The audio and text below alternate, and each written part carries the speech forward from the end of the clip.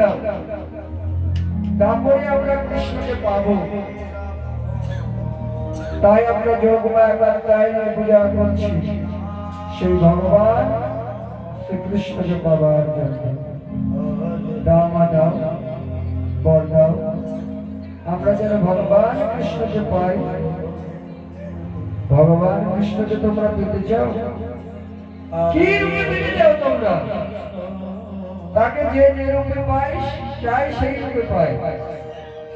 সমস্ত ব্রজগোপীরা বললেন, ভাগ যোগমায়া কাত্যায়নী, আমরা সেই ভগবান কৃষ্ণকে নিজেদের স্বামী রূপে পেতে চাই।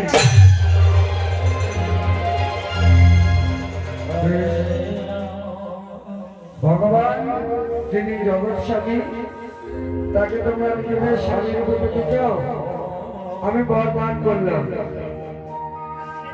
সেই ভগবান কৃষ্ণকে তোমরা স্বামী রূপে পাবে, তবে একটি মাত্র রজনীর জন্য। সমস্ত প্রতিবন্ধীরা বললেন, বলো বলো মা, কবে সেই রজনী? মা বললেন,